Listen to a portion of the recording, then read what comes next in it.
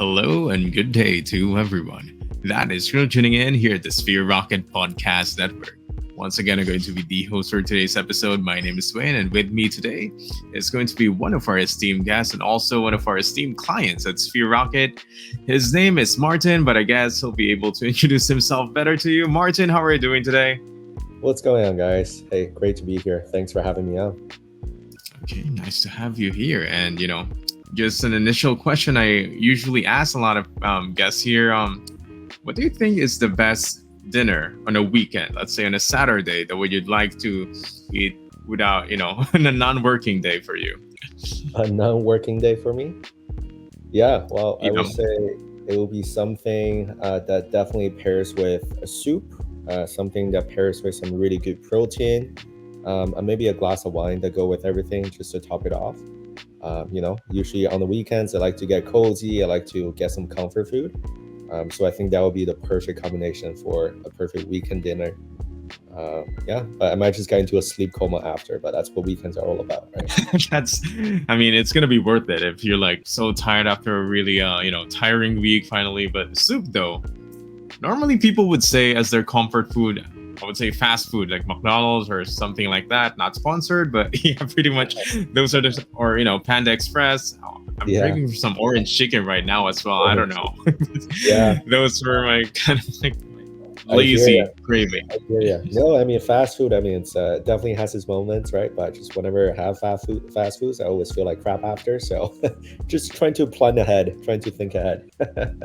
Yeah, the guilt that comes after it is the worst. Got it. Also, Got it. stepping in the scale is you're extra iggy about your weight, kind of like me too, but pretty much it's a way to reward yourself. And at the end of the day, the best is, eat something that you would feel good right after, and pretty much it would be good for your mental health. That's right. Well, I'm getting hungry with this conversation, so we can skip ahead with another topic because yeah, it's I'm quite curious to initially start off. As we've mentioned earlier, we've been talking about food, but you've been in the real estate industry, correct? Yeah, so I've been doing real estate full time since Mm-hmm. 2019. I started Mm-hmm. by buying a property to house hack in. So I essentially bought a really rundown duplex in Montreal, in Canada, and I lived in one room, rented out all of the other rooms. So almost similar to what Pass Split nowadays does, but I essentially did it, myself. And really the whole premises was, the whole goal was trying to live for free, in terms of getting the mortgage paid for, getting all the expenses paid for. But from there on, I really caught the real estate bug. Started researching where I can buy more real estate, where I can do more rental properties. Decided to move to a province called New Brunswick in Canada. I will compare that to Ohio in the U.S. in the sense that it's very very blue collar worker friendly. It's a lot of student population. It's a lot of blue collar workers that make ideal tenant profiles, and the tenancy laws are very landlord friendly. Plus, the rental income comparing to the purchase price of the property, it's quite attractive. So you can cash flow really well.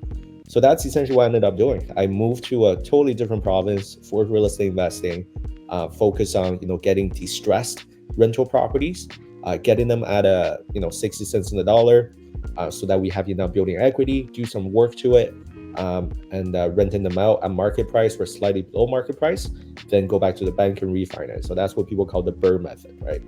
From that experience, we ended up building an off-market channel. We had essentially a lot of off-market leads that would come to us. We realized, we ended up with more leads than what we can handle. So my partner at the time, became a real estate agent. We also started wholesaling, right? So we're doing stuff on market, off market. Essentially, just really became boots on the ground in our small market of Moncton, New Brunswick. That's what we did for a few years. Yeah, that was really our experience that kicked everything off. But nowadays, what we do is mostly we invest in self-storage facilities and mobile home parks, as these are lower maintenance commercial real estate asset types that we prefer to hold on to, compared to multifamily buildings. I see. So basically, you've been flipping homes as you got started, and if I understand correctly, you initially started to be able to pay your mortgages of your own properties, and and you found a potential in it, like, hey, I can actually start and earning more. So that being said, were you doing something else other than real estate back then? Yeah, so I would say around, up until 2019, 2020, I was still working full time, right? So to me, wasn't even an investment. I was just like, oh, I don't want to rent anymore. I'm just gonna, use my 9 to 5 income, trying to qualify for a mortgage. That was really a thinking of it. But after 2020, that's when things really took off, and I actually decided to just absolutely quit this leadership development program I was a part of. So I absolutely got out of my 9 to 5 career and focused on real estate full time. It's kind of ironic though. Past 2020 is your biggest years in terms of real estate, but that's also approximately the time where COVID hit. So Yeah. it's an interesting market at the time. So how were you able to make it during, for a lot of real estate agents, it was a really hard time. So what's your secret to that? Yeah, I would say it's really just we were able to do things that other people were not willing to do. We were essentially, we saw an opportunity in our market where a lot of landlords were actually stuck with their properties, right? Because of the lockdown. They were concerned about letting strangers in to check out the properties. They were concerned about doing massive open houses that other real estate agents would usually have to do. But for us, right, we essentially give them a cash offer. We bought on their terms. If they don't want anyone else to see it, we will go in with a mask, with whatever protection they wanted, make them feel really comfortable. Essentially, we will just make them an offer and telling them, hey, if you want the max price, you can list it with a real estate agent, but you're going to have to deal with open houses. Your tenants are going to freak out because it's COVID, or you can sell it to us. We only need one visit. That's it, right? Because we do our proper marketing. We do, the 360 cameras. We did like the Matterport whole thing. So we only need one visit, and there's nobody else that's going to come into the property. So your tenants are not exposed to any COVID exposure. So I would say that was, one thing that really stood us apart, that really helped us get these deals that, other real estate agents just honestly seem to, they can't really get it done. That is a really smart way, going against the wave. And you know what, the mindset back then is people, a lot of people have been vacating their houses, and of course they don't want it to be just like standing there earning nothing. So, although it is quite a risk in your side because you need to bring out large amounts of money like at one go to make sure that you'll be able to close the deal as fast as possible. So what gave you the confidence that you'll be able to flip this for like as a positive investment in the longer run? And yeah, that's pretty much it. Yeah, at the time I will say it's a combination of I know I've done my research, I know I've done my work. So it's partially confidence and partially probably recklessness. So definitely a little reckless in that I didn't know what I didn't know, right? So I took on properties that were just way above my head, not gonna lie, and I absolutely went over budget in terms of a lot of renovations. But I will say out of 10 properties, 2 of them were like that, but all the other 8 or 7, they all worked out really well. So it really balanced each other out, right? So as I said, it's a combination of just knowing that I've done the work, I've done the research, and that I've fully equipped myself with all the knowledge that I need in order to make moves. But also at the same time, I just didn't know what I didn't know back then. Would I buy some of the same properties that I bought years ago now? I don't think I would, to be honest, right? There's just certain risks that I don't think I want to take on anymore at this stage of my career. But at the time, yeah, I definitely felt like I could take on the world. I felt like, oh yeah, whatever problem it is, my contractors can get it done. And I guess no regrets, considering what it got you right now. I mean, no risks, no fun, but I guess in this case, no risks, no profits. And pretty much, you've been earning a lot. And I think you've been flipping more than 10 homes and being able to make more than, you're able to lose someone 2 and got more than 8. And I think that's the kind of business model that you're still working with. Or I guess times change. COVID is not as prevalent, or it's not as big as before. So how's business going now? And what's your current strategies? Yeah, that's a good question. So right now, what we've been focusing on, because we flipping and wholesaling, that's just part of our real estate empire. We mostly were in it because we're real estate investors and we wanted to keep rental properties. We want to be able to offer them as improved housing options for the local community. So that's always been, the biggest mission is that we want to actually own these properties and offer them as rentals, right? But what we realized is the more properties we kept, just because you own the building doesn't mean you get to profit from it, because whenever there's a tenant turnover, whenever there's any issues with the property, you're going to have to drop a lot of money to fix it up. So for a unit that I'm currently in right now, actually, it's a 4-unit building. The rent for each unit is around $1,400, $1,500.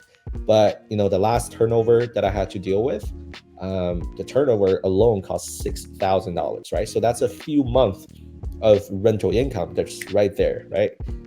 So what we realized is we wanted to put our money where there's lower maintenance. So we want to put our money where the cash flow is a lot more predictable. We want to put our money where we can benefit more from the economy of scale. So that's where, we did some further research. We went to a lot of trade shows, a lot of events. A lot of investors seem to realize that after investing for, decades, right, in real estate. So we ended up at this event in Florida, and we were just sharing our concern. We're like, hey, we're pulling our hair out. We own these multifamily buildings, and the tenants, they're causing a lot of issues. The building is causing a lot of issues. We don't end up keeping any profit. Like, what's going on here? We ended up meeting a group of people that were in their late 50s and early 60s, and they were telling us that they were exiting out of their multifamily portfolio and they're putting their money into self-storage facilities. After exploring more, we learned that, self-storage works just like multifamily. You look at your net operating income and cap rate, you increase the value the same way, right? You increase your revenue, reduce your expenses in any way possible. So that's kind of what set us on the journey to really treat self-storage as the primary real estate asset type that we're interested in. Sorry if I may sound ignorant, but when you say self-storage, is it like a place where no people actually live in it? It's just like a garage or like their basement where they keep their old things? Is that what you mean? Right. So in the US and in Canada, there's a lot of storage facilities where they will have, let's say, 500 or 800 storage units, right? So the storage lockers on one facility, on one site. Nobody lives there. It's not just like a basement. It looks like a beautiful warehouse, but it's used for consumer use, right? So let's say you and I, we can rent a storage unit out of that facility. Let's say it's a 10 by 10 or a 5 by 10, right? The size of the unit. And then you will be able to access that unit any hour of the day or during the opening hours to access your stuff, right? So you essentially pay for this space as additional storage for your family.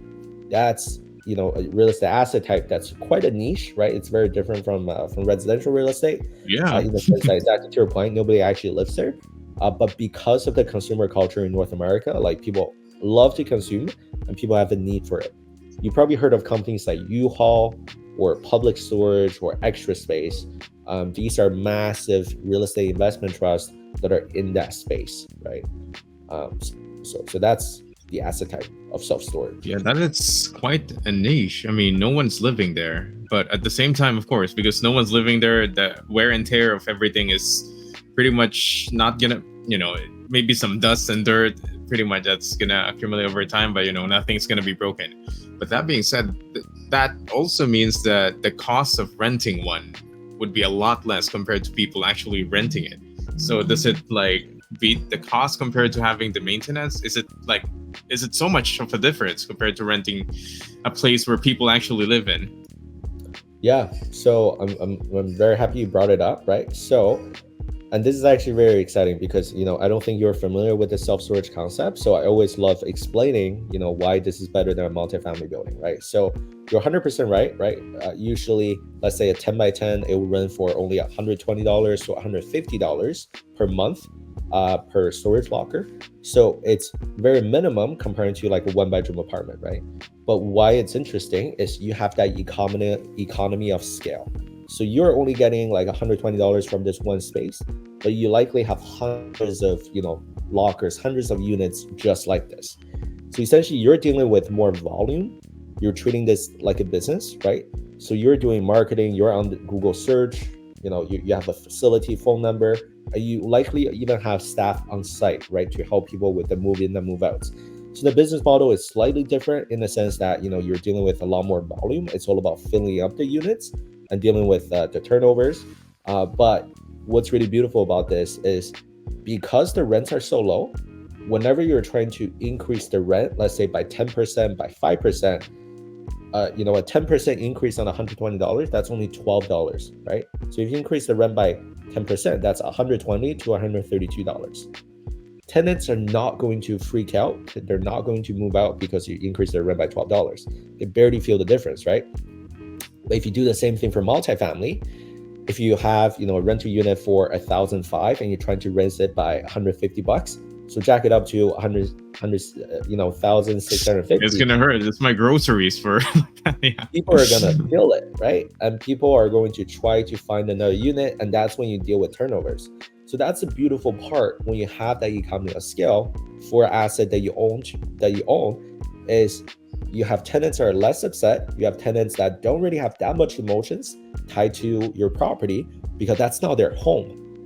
And you also don't have people sleeping on your facility, right? You don't have to deal with plumbing. You don't have to deal with too much wear and tear. There's very few electrical components, right? And there's also absolutely no drywall that you have to deal with.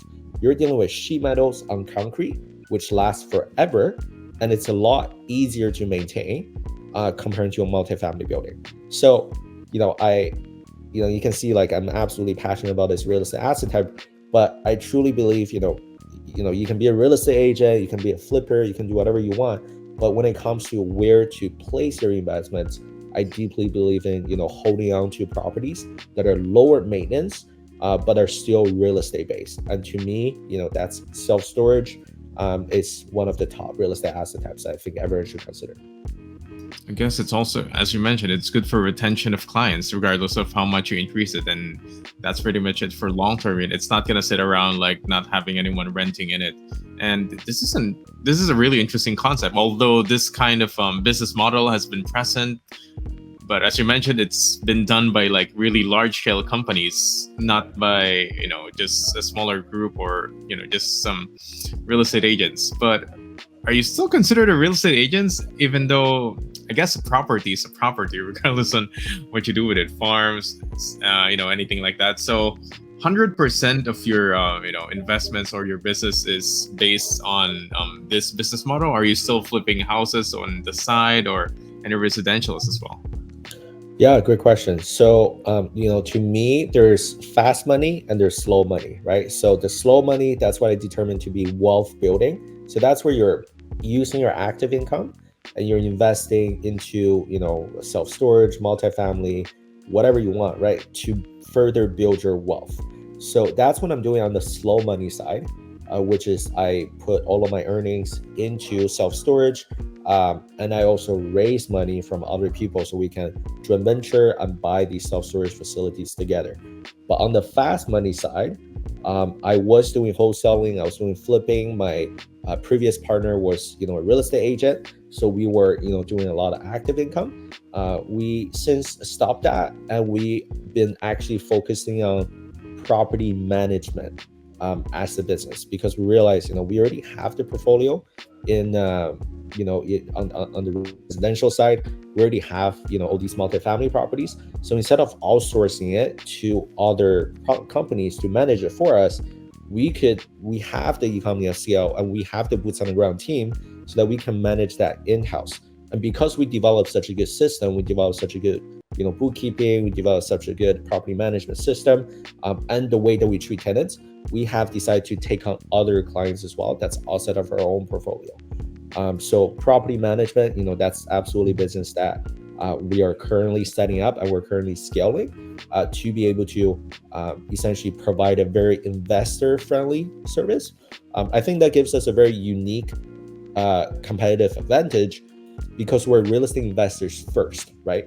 A lot of property managers out here in North America, they're almost working against the property owners because they're in the business of making money off the property owners. Whenever something breaks, whenever there's a tenant turnover, they're charging an arm and a leg because that's how they make their money, right? That's how they make a living. But the fact that we're investors first, we just can't stand it, right? Like we would never try to rip investors off because we came from the investor's position. And we also want transparency whenever we're dealing with property managers. So we're essentially treating our property owner clients like the way we want to be treated as investors. So that's what sets us apart as property managers. And that's what we do, on the fast money side, in the sense that, that's the active business where we are actively managing other people's properties. And that further helps with our recurring cash flow. Yes, a touch of humanity. That is something that a lot of investors, or anyone, if someone's especially wanting to make the biggest investment of their life, like in real estate. So it's good to be, to have that kind of touch of humanity, or nice humanity, I guess, in a positive note, to be able to trust you. And of course, referrals will come if you're able to give them a good service. And referrals definitely is one of the strongest marketing things in terms of getting more clients. That being said, you have several streams of businesses. I mean, all in real estate, but it's going to be quite a handful for one person to do it, like yourself. So can you tell us how many people are there in your team right now? Yeah, for sure. So, every division of our business is a little different, right? So on the self-storage side, I obviously have my entire general partnership team. Which right now is actually just me and my business partner, Roderick. But whenever we need outside investments, we're bringing additional joint venture partners. So every deal is a little different, right? So for one deal, we might have 2 additional partners aside from me and Roderick. Or for other deals, we might have, more than 5, more than 6 different investors that are part of the deal.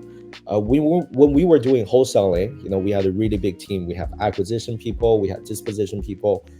So every business function is a little different. On the property management side, we have our maintenance people, we have our renovation people, we have the leasing agents, and then there's me and Roderick. So you're totally right. How we treat everything's a little different, right? All of the businesses require different attention, different level of needs. So yeah, we do have a team that's set up for all of these different functions.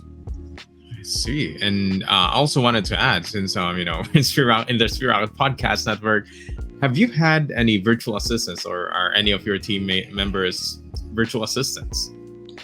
Absolutely, yeah. We love virtual assistants. So when we first started, part of doing off-market search was that we wanted to have a database of these property owners in the specific areas that we're looking for that fit the criteria that we're looking for. So it's a lot of manual work. It's very easily explainable to someone, but there were really no ways of automating that because of the way the Canadian registry system is set up in my province. So we started off by hiring someone from Upwork, essentially a virtual assistant, to help us do that manual work. We essentially filmed a standard operating procedure. We filmed exactly step by step of how to complete that task, and we offloaded that part to this virtual assistant, and she was able to help us essentially complete that really, really mundane and time-consuming task. So that was a really good way to leverage like foreign resources, and also really arbitraging the skill set. And currently what we're using virtual assistants for, we're currently using it on a basis of a project base. So let's say whenever we need a logo design, whenever we need a deck design, that's outside of my competency, I would essentially get someone to help us complete it on a per project basis. The last VA that I used was actually someone that helped me develop a new website interface. So I wanted to essentially redesign my complicated website into just a simple landing page. And then I was able to leverage a virtual assistant to do it. I believe she was based in the Philippines. So yeah, my experience with VAs has been, it's been a learning curve, right? Learning how to manage them, learning how to screen them, learning how to work with them all the way across the globe. But yeah, I definitely think, anyone out there that's listening to this, if you're not leveraging VAs for your business, you're definitely missing out, because it's all about leverage, right? Definitely. And I guess a lot of people or business owners are might be intimidated to getting a VA because of course they wanted to work with someone that they can see eye to eye, and the trust that's involved, like it means like giving them their usernames, passwords to their social media accounts. Did you have the same sentiments before you got started, like trust issues? Because this is a totally complete stranger that you wouldn't see in person. So yeah, what were your Yeah, thoughts before making that decision? I'll say trust issues. Yeah, for sure. On my side, like me personally, I'm just a very trusting person. So when I was working with Upwork, and then I came across Sphere Rocket, I realized, we were at the point of our company where we needed to grow, and we needed a few we needed a few like virtual assistants in the span of a few months. So that's why I decided to sign up with Sphere Rocket. There were quite a few, that were really decent. There was, one in particular that actually, decided to cheat on the whole system. So she was using an auto clicker program. So she would make it look like that she was working throughout the day. But then, I think there was a program that detects that this person was using auto clicker. So, me being very trusting, right? I just didn't even know that was happening right underneath my nose. But what was really cool with Sphere Rocket is that, the program itself, they will screen the virtual assistants for me. I will essentially explain what kind of role I need. And Sphere Rocket just goes out there with the job posting and screens everyone for me. I think they already complete 2 rounds before, the virtual assistant even get to talk to me. So I think that's a really, really cool process that definitely eliminates a lot of the bad apples from the group, like right away, right off the bat. So I really It appreciated that. happens a lot on Upwork. The previous one that you're talking about, it was an Upwork The that was auto using clicker the integration, yeah. that happened to be, again, that was the only bad experience I had with Sphere Rocket. That was one Oh, of the okay, sorry. first like that. Yeah, Yeah. don't worry. But there's I understand the entire Sphere Rocket team is run by virtual assistants. So I think there are definitely amazing virtual assistants out there. You just have to know how to properly manage them. You got to know how to properly delegate tasks and set up the KPIs.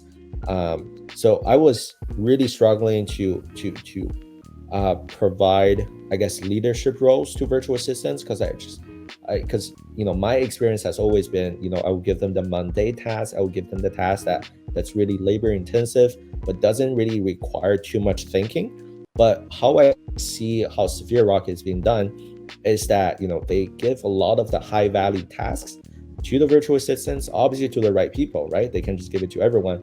So I really admire that, and that's definitely still the learning process I'm trying to do. I'm trying to see how I can place virtual assistants in more of a managerial role and to perform some of these high value tasks in my company. Yeah, I mean, I've talked to VAs. They started off with a client, the first VA, and then as time goes, like after a year, they're able to grow, and then that same VA would be managing another group of VA that's under him or her, and I think that's growth in it.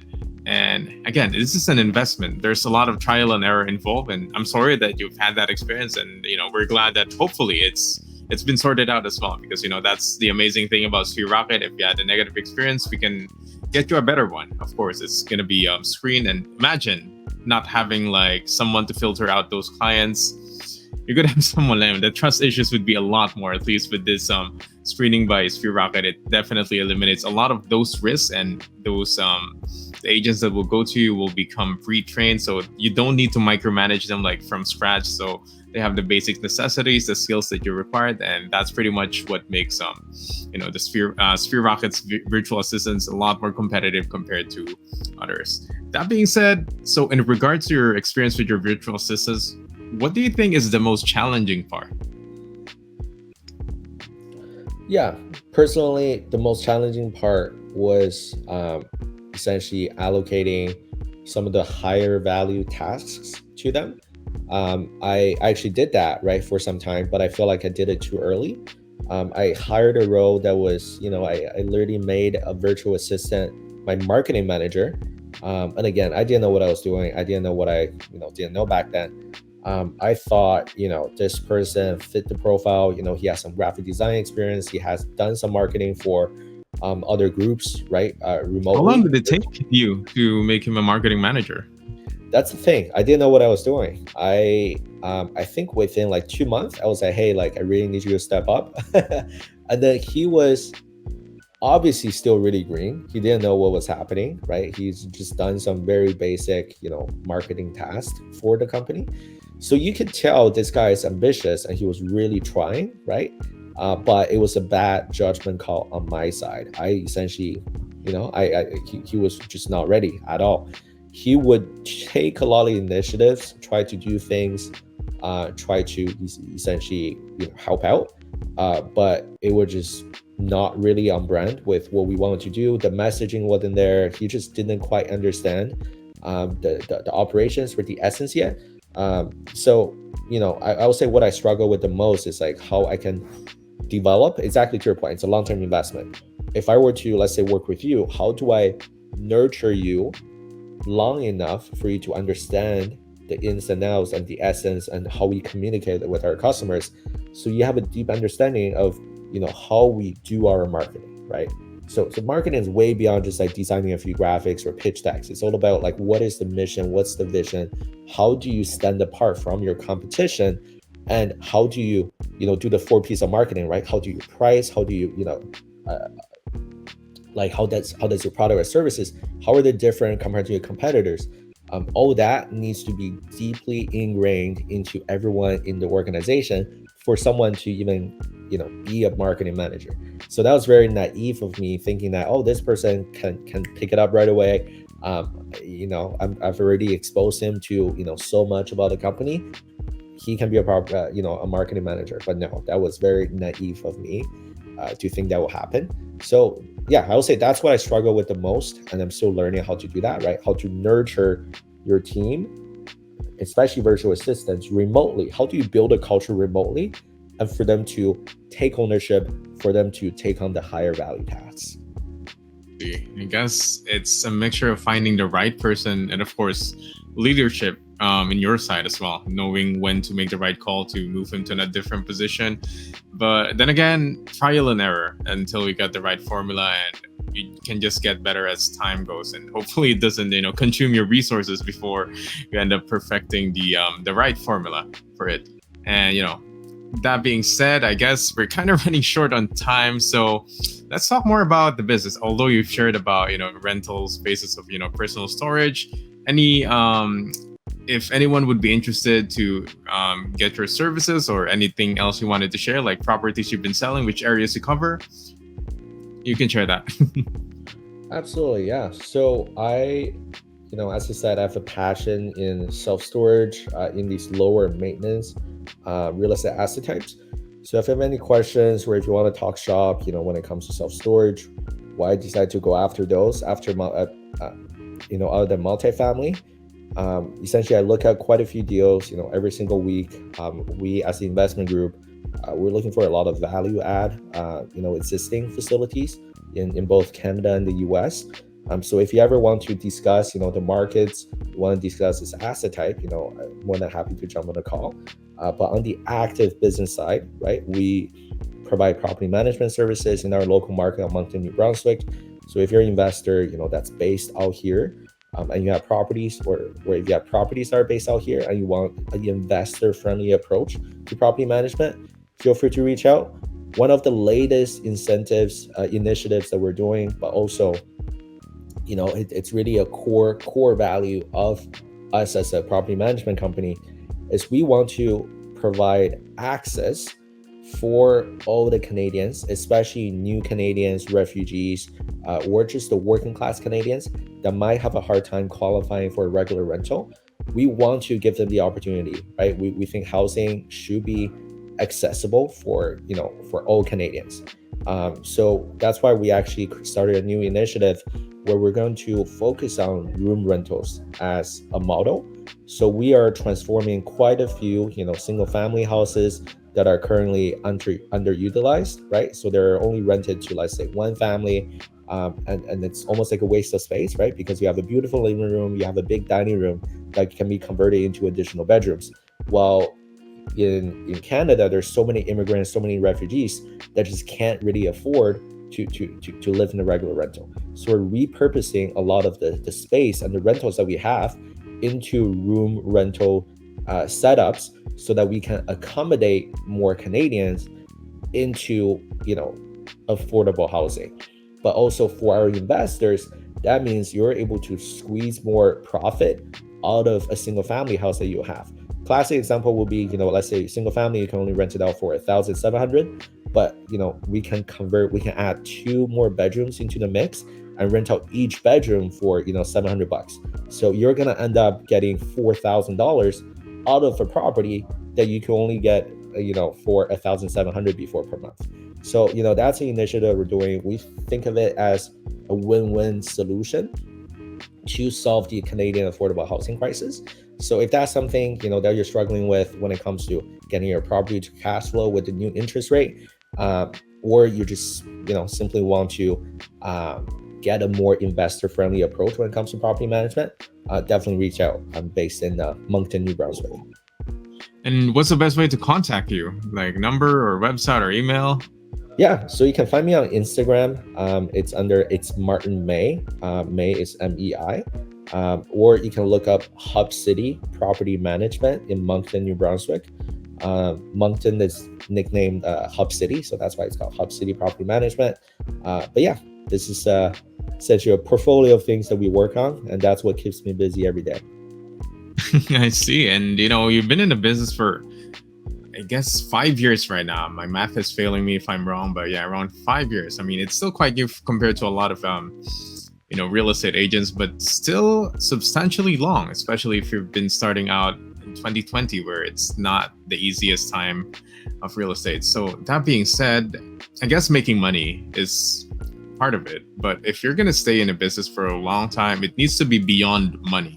So why do you do what you do beyond the money?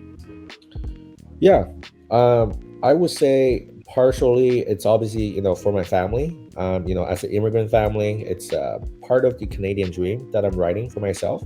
As cheesy as it sounds, right? It's such a cliche, but also at the same time, having experienced 9 to 5, I went to a really good business school up in Canada. And I just realized, I care a lot more about building my own empire compared to working for someone else that I just don't believe in their mission, right? I prefer to essentially build a portfolio that's going to directly benefit me. And I love the fact that, whatever initiative I put in, I can see the results almost instantly, right? I also love the fact that it's a lot more stimulating to work on things that you're passionate about. So on my Google Drive, I actually have, just a folder of ideas of future businesses that I like to work on. So I'll say that's probably my biggest why, is having not even the financial freedom, because, we're all working on that. We all have different definition of it, but more of, I get to work by choice. I get to work on this property management project because I genuinely care, because I genuinely, want to make a difference, and I genuinely want to help with the Canadian housing crisis. And I have all these other projects that I'm working on because I genuinely feel passion towards it. And that, that's by choice, and I'm not forced to do anything that I don't want to do. So I think that's a really beautiful journey. And I feel like, financial freedom is so overly, preached, but it's really more about, the fact that I get to work on something that I actually enjoy doing. I think that's the freedom that you can't put a price tag on that. And I absolutely love that, I can, I'm very fortunate to be on that journey. You know what, the saying that, find a job that you love and never work a single day in your life. I think that's the kind of thing that we have, when you're going to be working from 9 to 5 or maybe beyond hours, like 10 hours. But at the end of the day, you wouldn't feel tired at all because you love what you're doing. It's the passion that drives you to do what you're doing right now. Because, you could be working like, with a really huge salary, but if you're not enjoying what you're doing, at some point you'll be burnt out. So I guess that is the drive that will keep you going in what you're doing if you love what you're doing. And of course, the help that goes with your clients is part of that as well. But at the end of the day, it's yourself that you need to care for the most. And Martin, it has been an amazing episode. Sorry if it took a lot more time than expected, but yeah, it was quite a fun conversation. And yeah, before we end this, Martin, maybe you wanted to, is there anything that we missed to promote? Anyone that you want to give a shout out to before we end this? Sure, yeah. Give me a follow on Instagram. You can follow the journey. It's quite a grind, as everyone can imagine. The entrepreneur journey. It's never a straight line. It's never linear, right? It's a lot of going around the circles and just navigating your way through. I think I keep it very real on my social media channels. I talk about the bad, the ugly, also the good every now and then. So if you're curious to follow along to see how my life ends up, it feels like a reality TV show. So if it's not helpful, at least it's entertaining. And so yeah, like the Truman Show, huh? That's right, exactly. Reach out, if you want to talk about self-storage, you want to talk about mobile home park, you want to talk about the Eastern Canadian market. Yeah, that's it. Thanks for having me on. What's the Instagram again? I'm gonna give you a follow right now. Yeah, for sure.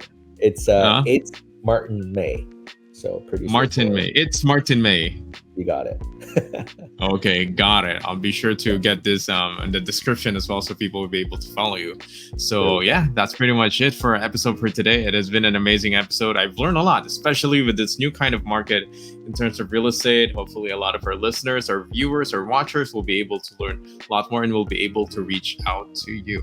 And we'll hope to see you again, everyone, on the next episode at the Sphere Rocket Podcast Network. Goodbye, everyone.